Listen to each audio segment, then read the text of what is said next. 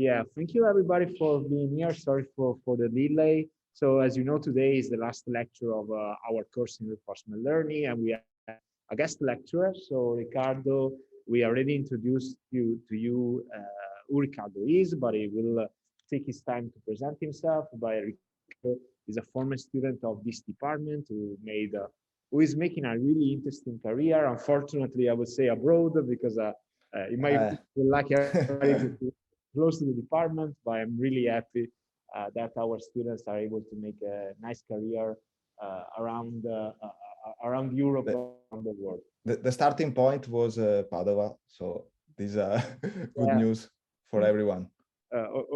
hopefully it's reassuring for everybody. Uh, Exactly. Riccardo today will talk a little bit about his experience and his work in Allegro and technical topics of what he's doing that are related to reinforcement learning.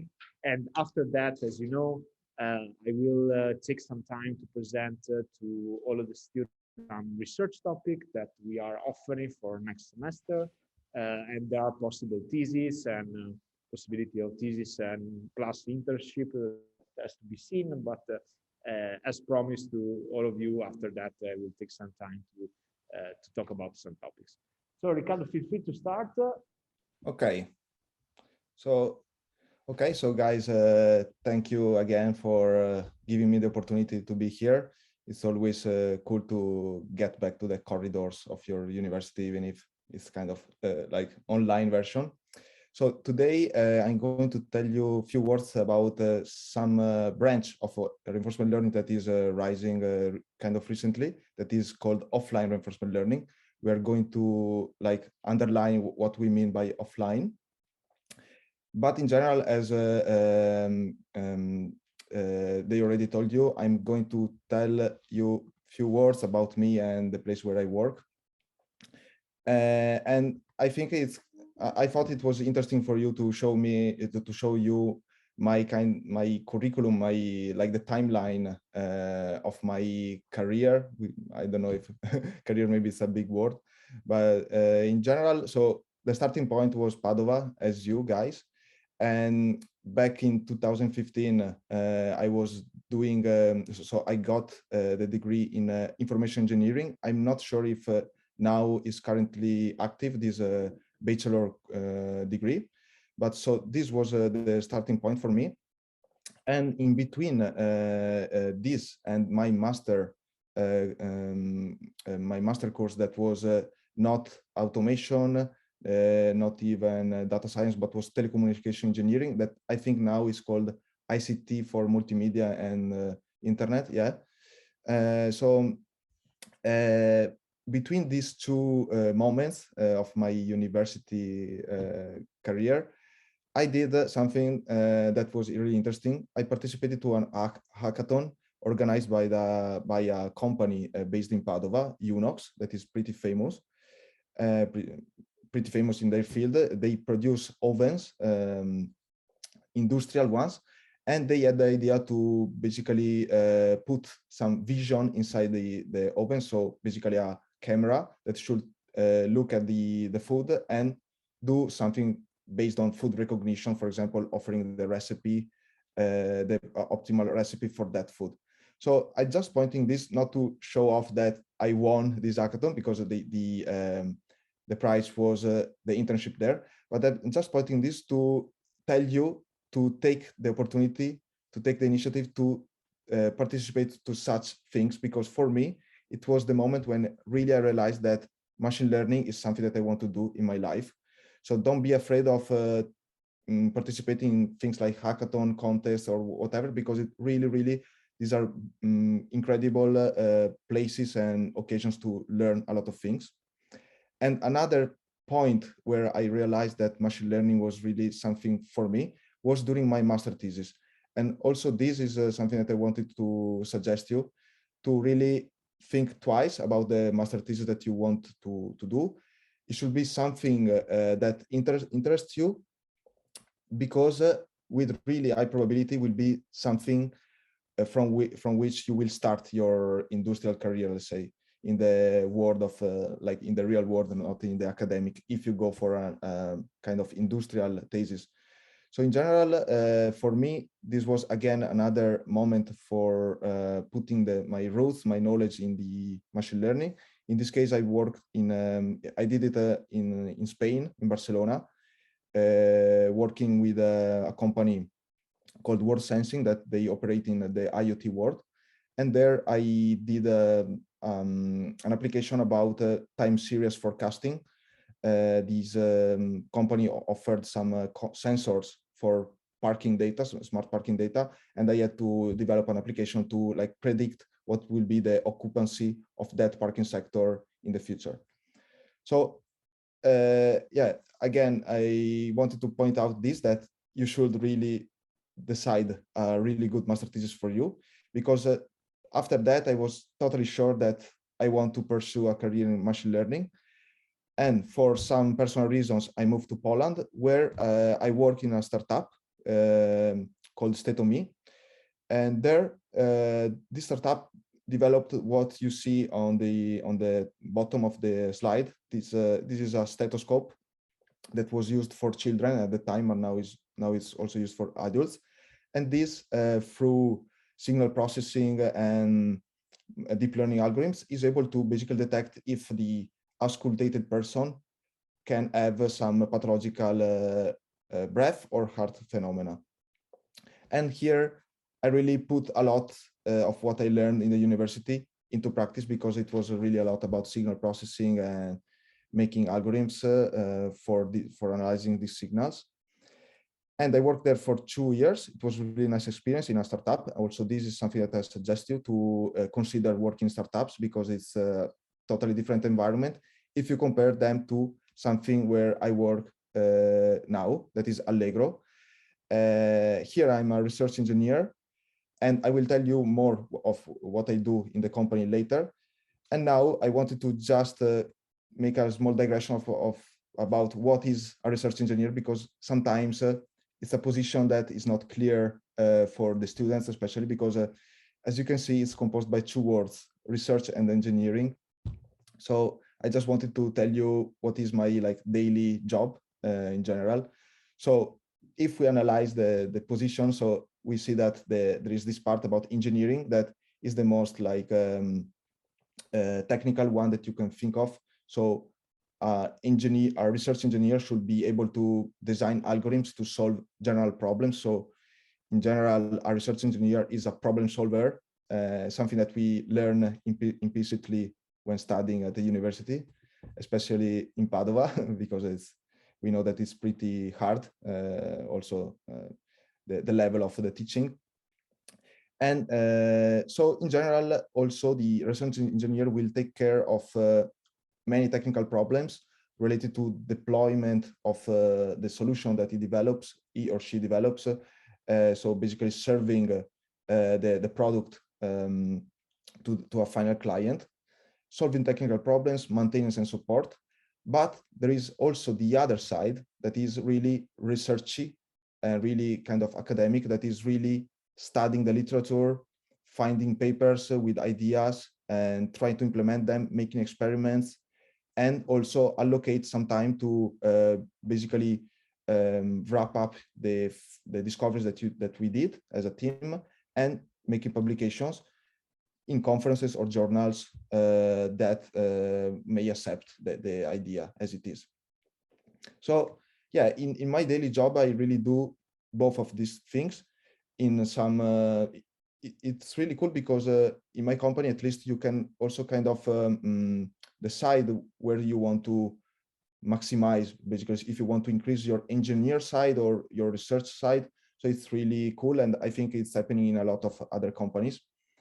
But in general, if you're not sure if like you are more an engineer or more a researcher, you could try to look for this type of position, a research engineer position. But in any case, you may wonder what type of research, what type of machine learning problems we deal with in Allgro, the company that I work. And Allgro, like to answer this, I need to tell you what is Allgro, because I don't think it's obvious. So maybe you don't know this, but Allgro is basically the largest e-commerce platform in Poland, but not only in Poland, also in Europe, because according to this SimilarWeb, that is kind of good, reliable website to score e-commerce platforms, we are in the top 10 of the worldwide. And in general, also my company is in the European stock market. We are the largest Polish company in this sense, but also European wise, we are really one of the biggest. In this sense, so is also the biggest tech company in Poland, considering the tech stack that we have, all the engineers and all the problems that we have to solve. As I told you, it's really a big scale e-commerce platform. So, for example, you can see that we count 13.3 million active buyers that, as they account basically for half of the population of Poland. But we know that there are more active buyers that are using it, for example, sharing the account in the family, for example. So we have almost 500 million monthly visits. So it's like really, really large scale. And this translates in really huge problems to solve, where the solution have a really huge impact also in lives of people, how they behave in the e-commerce platform. And in such company, we have a research group that counts more than 40 engineers. And we do a lot of research related to the projects and the problems that we need to solve. But not only this, we also do some pure research meant only to improve the scientific knowledge in some field. So what are some machine learning problems that we can face daily in Allgro? For example, okay, since it's e-commerce, we have a lot of text data because the offers of products are displayed in text format. And indeed, we do a lot of natural language processing here. In particular, I am in this NLP team. We can think of, for example, making some customer user experience automations, developing these chatbots that help the user to find the answer quickly, for example, to an answer like, where is my package? Or we do a lot of language modeling and in-house translation, machine translation, because yeah, in this slide maybe was not underlined, but now Allgro is operating only in Poland, but this year especially was announced an international expansion. So really soon you could see Allgro in many other countries, and this require translating everything in the website. But so maybe NLP applications are kind of expected, but we also have a computer vision team in the research team, and what they did currently, that is currently in production, is something really cool. That is a visual search application.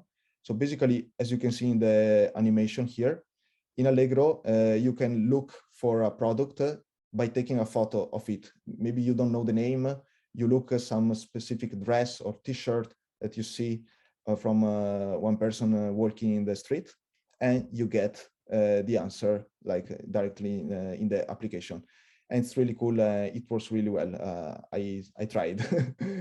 and apart from this, so also we deal with problems typical of an e-commerce. So for example, serving good recommendations to the user and properly ranking them, because when you recommend something, you also need to put some specific order in the offers, depending on some metrics of importance.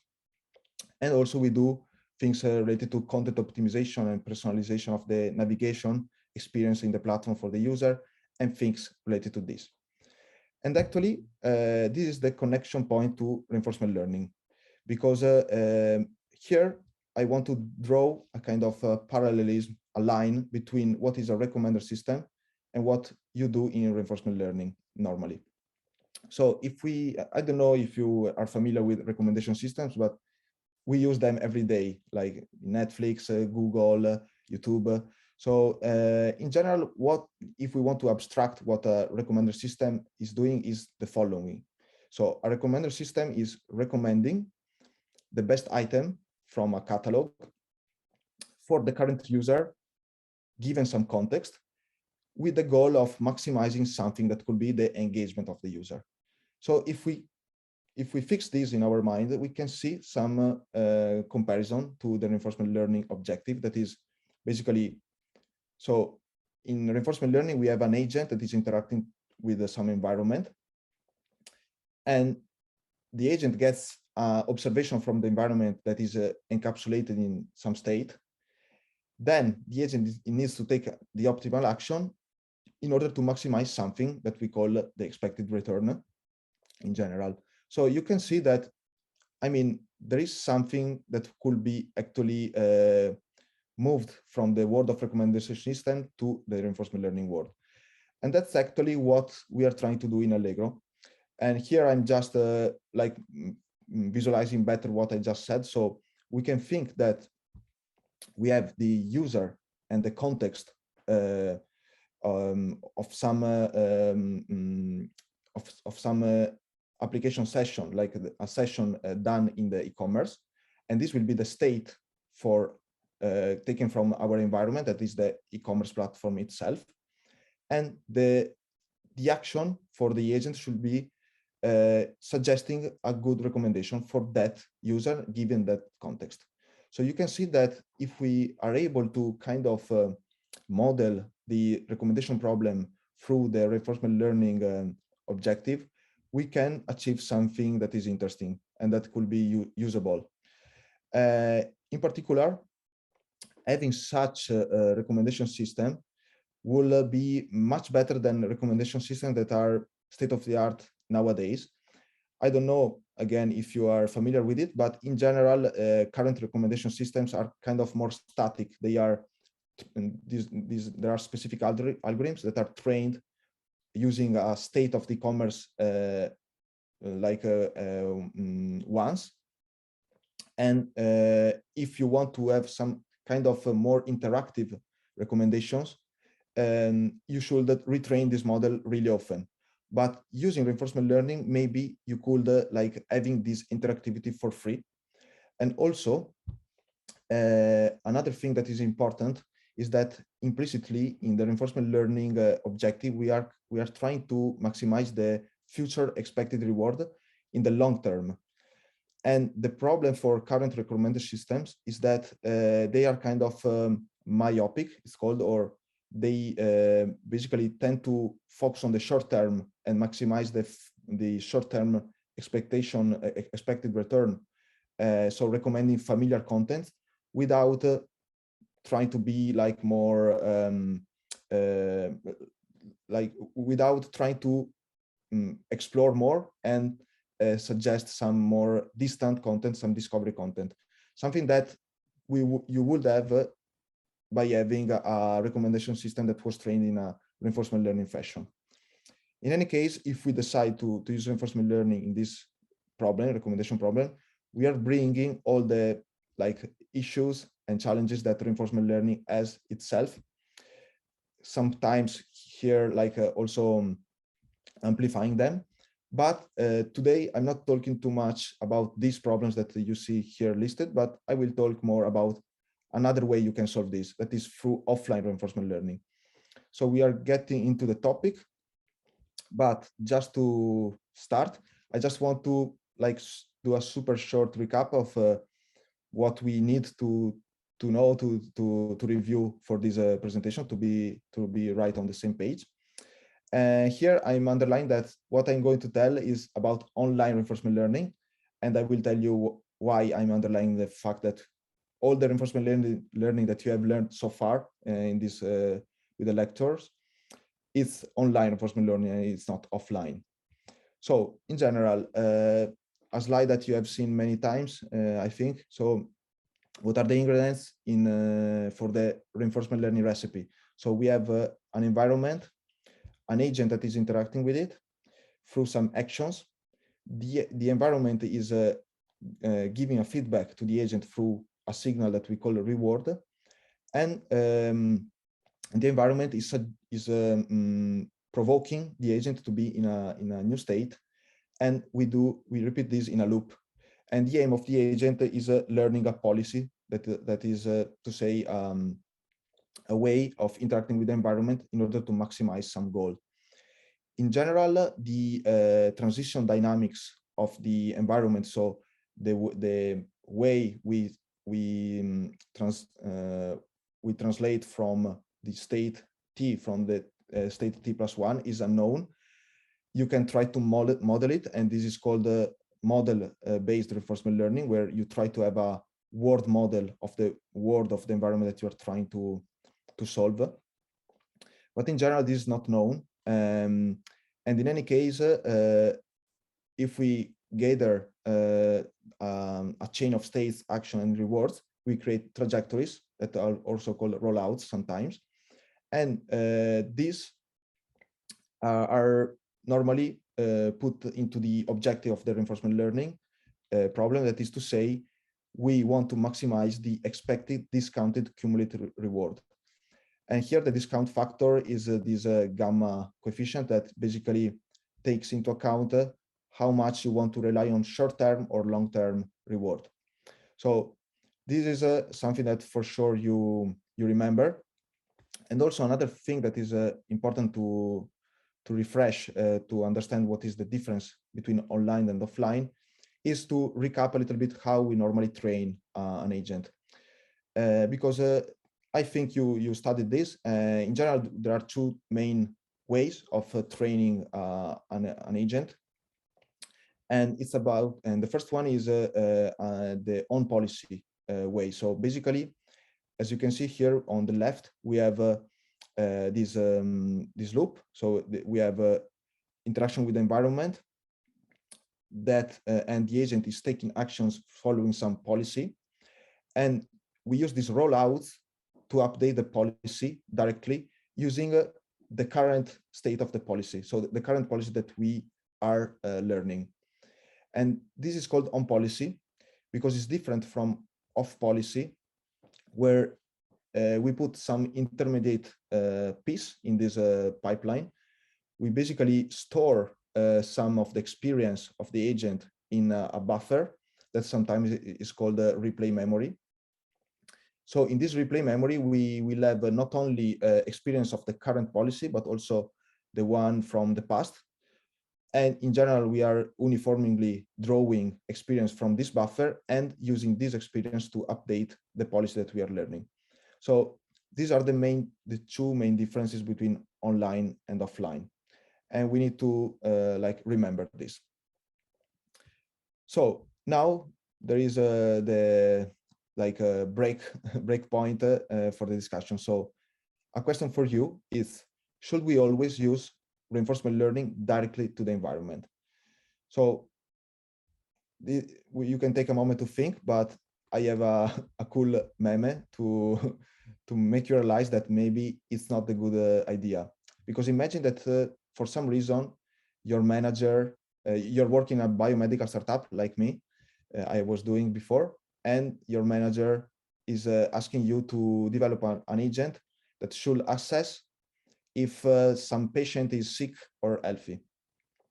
So in general, the environment in this case is like the human itself. So like if you want to interact with the environment, you should interact and try your policy on the humans. And this is not a good idea because we are talking about lives, right? So in general, we cannot assume that we can always access the environment we want to interact with. So yeah, the answer is not really. We can't always use a RL direct to the environment, but many times we have some offline historical data that was gathered somehow. And so what can we do? So imagine that this data that was collected once in some ways, maybe it was a expert knowledge, so some person or some machine that was gathering this data. In general, we can paraphrase, we can model this data that we have as some data that was collected once using some policy that is unknown that we call pi beta. So we have this data that was collected with this policy. And so we can do something like we do in offline, off policy reinforcement learning. So we can use this pi beta to fill a buffer, and from this learn a policy, and then eventually deploy this new policy that will be possibly different from the similar but different, possibly better than PyBeta, and we will use this to deploy it and use it in the real world. So this is the general schema of what we call offline reinforcement learning. But there are some questions that you could have. For example, since we have a static dataset, so you can think about it as like row-wise tabular data. So I know that many of you have done machine learning courses, but in general, we know what we are talking about. So in general, one could think that we could apply supervised learning on such data. So, and there are people that tried to do this. This is called behavioral cloning. So basically, you take the states of this policy, of this static dataset that we call, that is gated using the policy PyBeta. So you use these states as the features, and you do a regression problem where the targets will be your actions. So basically, you try to get a function that maps states to actions. This can, in principle, work, but there are some drawbacks, because imagine if this PyBeta was a random policy, the maximum you could get would be a random agent, because random policy means random dataset, and this will equal to a random agent. And so this is a problem. And also, there is another problem that is more like tricky, that is about, so imagine if this dataset is actually gathered from some expert knowledge. So imagine if this is a dataset about a car that should drive into some circuit. You could hope that you learn this expert trajectory, but since the model won't be perfect, you will have some occasions where basically you will diverge from the expert trajectory. In that case, since you haven't done any exploration, or you just statically learn a mapping between input to output, you will not be able to recover from that. So that's a huge problem that cannot be solved by standard supervised learning on an offline dataset like this. So the next question could be, okay, so can't we just use the reinforcement learning algorithms that we know in the offline policy fashion? So that's a good idea. Basically, this is the schema for off-policy learning. And we could think that we could replace the buffer with some offline data, as we told, and we should break the loop within the environment, so the feedback loop, because here we are not interacting with the environment anymore. And we could say, okay, that's it. I can train an agent like this. Unfortunately, also this won't work, because it will work only if we are in really perfect conditions. That means that the behavioral policy was really good. So basically, we are this will work only if this PyBeta was really good, and also it was covering a lot of the state action space, because in general we have a lot of problems that we are inheriting from the reinforcement learning problem setup that we are going to discuss really carefully in the talk. So here I'm listing them. We're talking about distribution shift, overestimation of the Q values, if in general you're using the Q-learning framework to learn this, and also no possibility of error correction. We are going to analyze each of these points throughout the slides. In general, also, there is another problem that is how to choose the best agent before the environment interactions. And this is a problem that I will just show you without giving an answer, because I'm kind of spoiling the rest of the slides, but in general, it's a really difficult problem, and it's an open research problem that is that actually hasn't a right answer yet. But in general, we can start diving into the problems here that I'm listing, unless you have some questions. Sorry, okay, maybe we can wait for the questions, or we can wait at the end of the slides in any case, because there is this last slide that I prepared, because I kind of predicted one possible question that will be like, if in general we are using a static dataset that was gathered with some behavioral policy, how can we hope that another policy learned upon it will be better than this? So how can we improve over the pi beta? This is an interesting question, and there is no like an explicit reason why we should improve, but you can, if you think about it, there are some possible explanations. Because imagine if we have a data set that is, for example, half collected randomly and half from an expert, we could hope that the policy that we are learning on this will basically discard the bad behaviors, the bad rollouts, and use only the good ones. This is something. Also, the model design, the algorithm design of these offline reinforcement learning algorithms that now you understood should be a little bit different from standard reinforcement learning design. We should try to inject in the design of this algorithm some more possibility of generalization, because it could be that from this pi beta, we learn some good behavior in one place, and we can hope that then the agent will generalize and translate it to good behavior in another place. And this is also what is called stitching, because for example, here in the plot on the left, you have, it could be that in the pi beta, you have some rollouts that shows that it's good to go from A to B and then from B to C if you want to reach C. But the agent could learn that maybe it's better to go directly from A to C. So basically, these algorithms that are designed offline should have this stitching property. So being able to basically combine good parts of the policy that they see in the pi beta. And that's it for how to like motivate you for using offline reinforcement learning.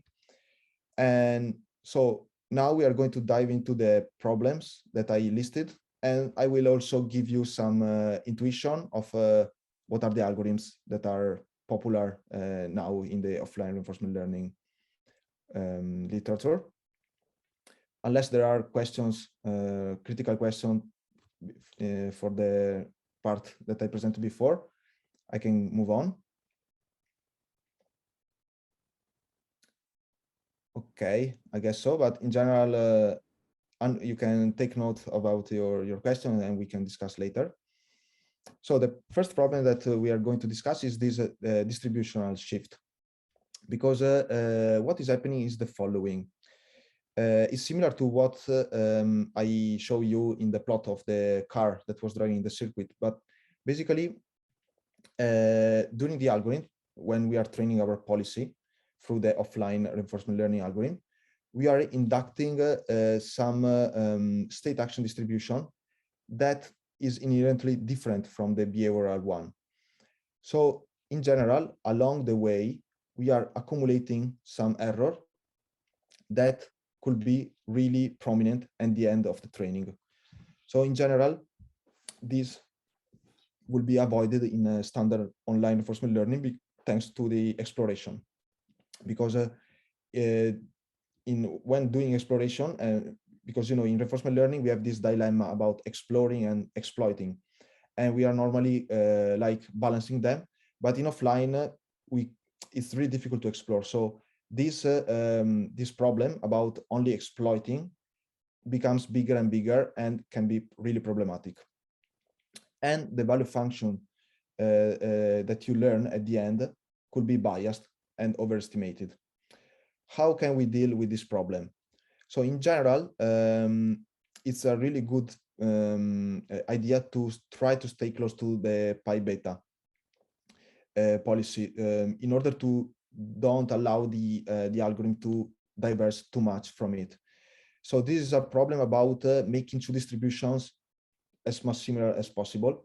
Here on the right, you see the distribution of actions from the offline algorithm and the same algorithm but learn online, so interacting with the environment.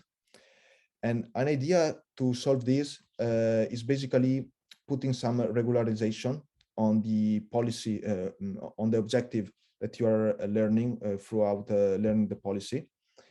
And this is like, as you can see, it's basically telling that you don't want just to maximize the expected reward as you do in standard policy learning algorithms, but also we add this constraint about having the two distributions similar. So I think you already saw something like the KL divergence in some courses, but in general, it's really about choosing a divergent matrix that you want to plug into your loss that you are minimizing. Here I'm using the word loss because actually state-of-the-art algorithms in reinforcement learning and in offline reinforcement learning are indeed deep reinforcement learning algorithms, where basically, if, for example, we are talking about Q learning, the Q values are approximated by a neural network that is taking the states as the input, state and actions, and outputting you the values. So that's why here we talk about loss function, because you know, in training, neural network training, what you want to do is minimizing a loss function throughout the gradient descent algorithm. And yeah, so this is about the distribution shift, and this BRAC algorithm is one of the most performing one, and it really works really well in general.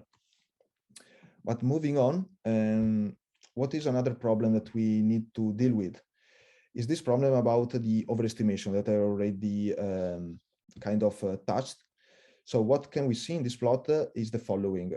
On the right, we have an offline reinforcement learning algorithm that was trained. And here we see plotted the Q values in log scale, just to see like the better the difference in the overestimation. And what we see is that so we can think that the Q values learned in the offline reinforcement learning algorithm are kind of the an estimation of how good is the model performing. So in general, we see that the model is pretty sure, especially if it's using really few samples. So the numbers that you see in the legend are the number of samples in the static dataset. That means the dimension of the static dataset itself.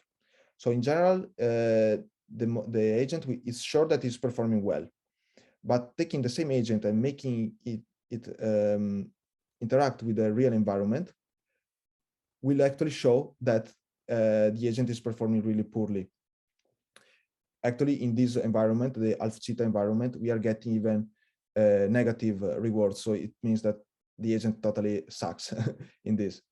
So what is happening here is that there is a mismatchment between what the agent thinks is doing without interacting the environment and what it really does in the real scenario.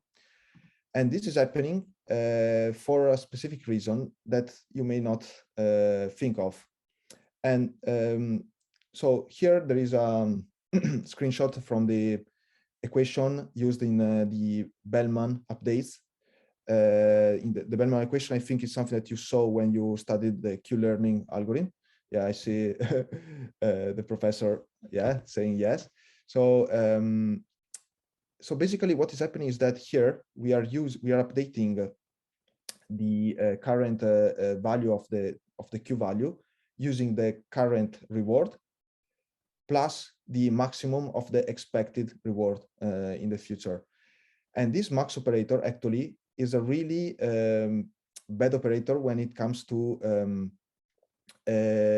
accumulating an approximation error, because what we are doing here is inherently, since we are approximating something, we are estimating something, we have some approximation error. But if we always take the max of all the possibilities, we will always increase the positive error in the approximation. So in general, we are accumulating a lot this error along the way, and resulting it into this behavior that we see. So this is something that you will not think about. And in general, when we train an online reinforcement learning, we are backed up a little bit by this problem, thanks to the exploration.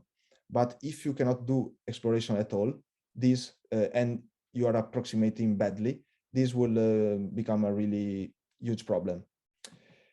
And this connected to this, there is no possibility of error correction. So what is happening is the following.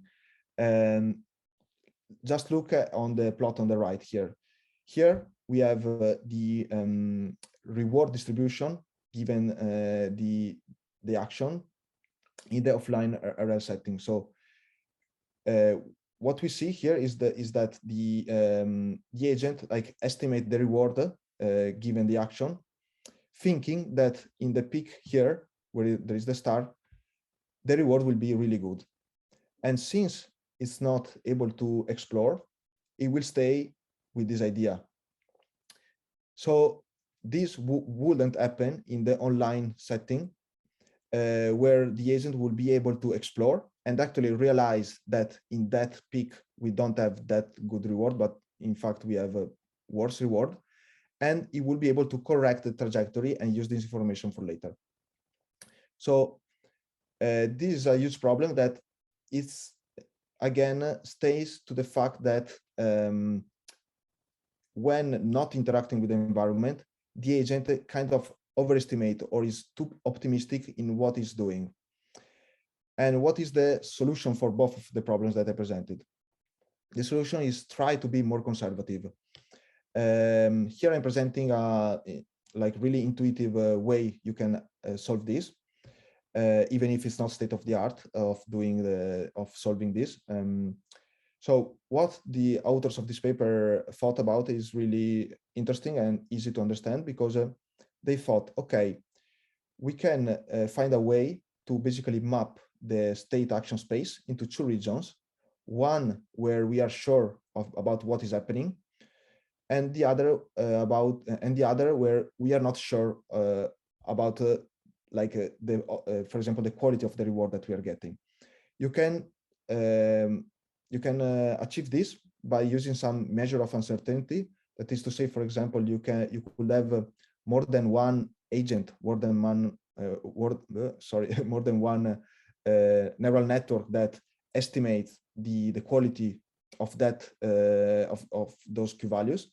And when you have a lot of disagreement, for example, between this ensemble of neural networks, you could say, okay, it's a region where the variance is high, so we are not sure about what is happening. So the good idea is try to be conservative in those regions, basically rescaling down the reward signal by a factor that is proportional to the measure of uncertainty. In this way, you can train your agent using this like newly remapped reward, and get an agent that then is more like pessimistic or more conservative in what it's doing.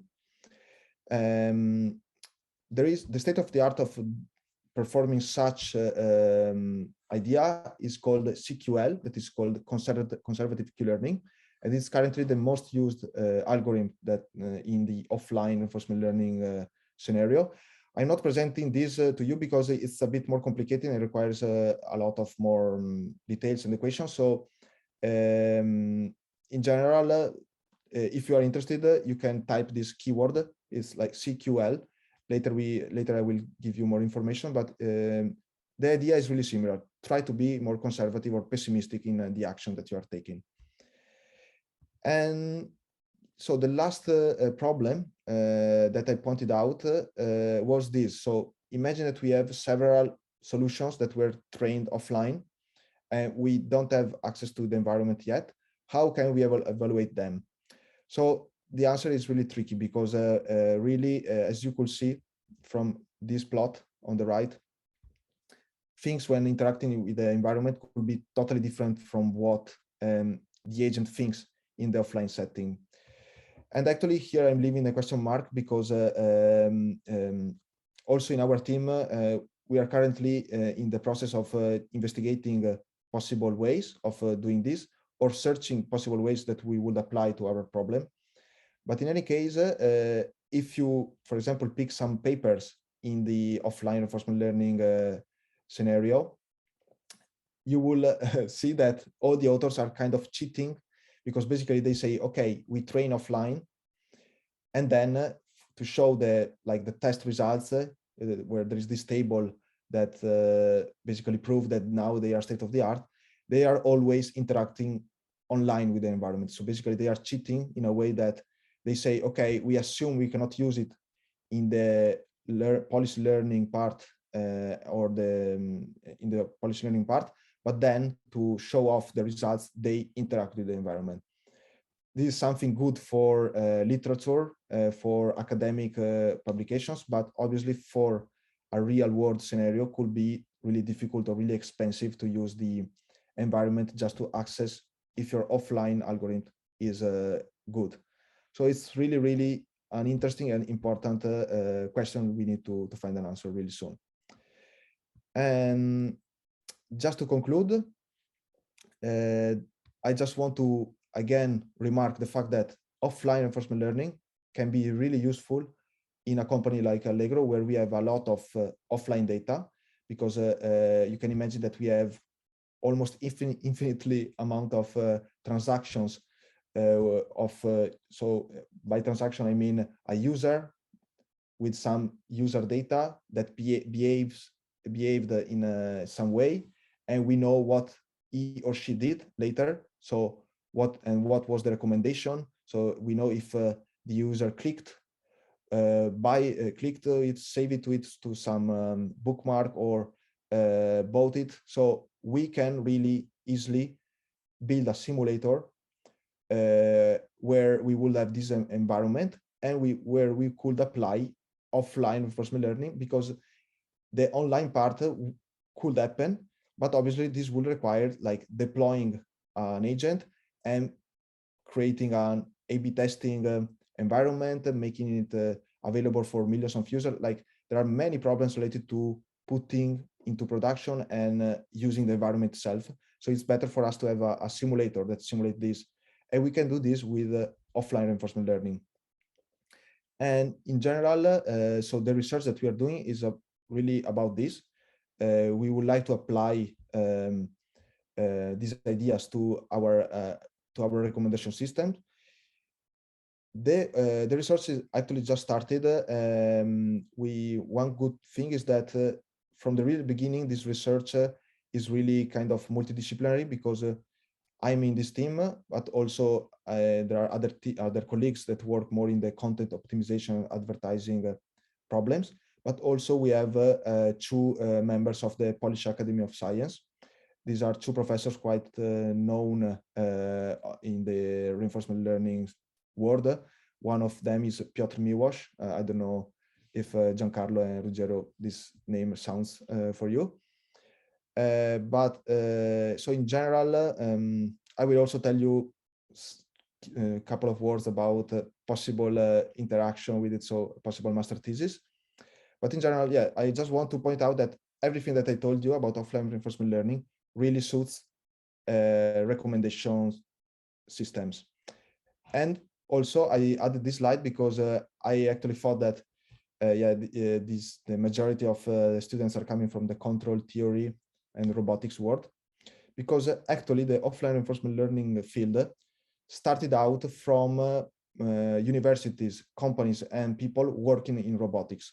Among those, there is the Berkeley University and Sergey Levin, that is a really known researcher, and they they try to solve especially this problem. So the problem about offline pre-training some robotic arm and fine-tuning it online. So basically do the majority of the intensive work in training an agent using offline data, using a simulator, for example, and then put this pre-trained agent into the online setting and fine-tuning it. There is a lot of work ongoing in this topic. Also, we as a research team, as pure research, so not related to recommendations, we are focused into this offline to online transfer. And it's really interesting because this basically could translate into, like, it could motivate into the reinforcement learning world some kind of revolution that happened in the computer vision, thanks to this big big models pre-trained on huge data sets of images and then fine-tuned for your task. And the same happened for language models recently, thanks to models like transformers, BERT, where basically you can pre-train your language model into a big corpus of, for example, Italian documents, and then fine-tune it for your task-specific domain. For example, sentiment analysis in an Italian e-commerce, for example. So this will be the same, and offline reinforcement learning is the way to go to enable such a revolution. I'm finishing just to give out the takeaways. So in general, offline RL is useful when you have massive amounts of data, but you don't have access to the environment, or it's difficult or super expensive to do it. So I already give you some examples. We have a lot of challenges in the offline reinforcement learning. I listed the majority of them. In general, to tackle these challenges, we need to design specific offline reinforcement learning algorithms, so that can start from the online, the idea paradigm, but they need to add something more to be more conservative or to stay close to the dataset distribution. Otherwise, things won't work. In any case, I just scrapped the surface, and if you're interested in having a good reading about it, I suggest this paper that is really well done, and I got from it a lot of the plots and ideas from this presentation. But in general, you can reach me for any question related to offline reinforcement learning, about my life, my academic career, and also in general, at this link, you can see what is the research activity that we do in Allgro. So if you are interested not only in reinforcement learning, but also in other topics, you can check this out and just reach us if you are interested in doing something. And that's it.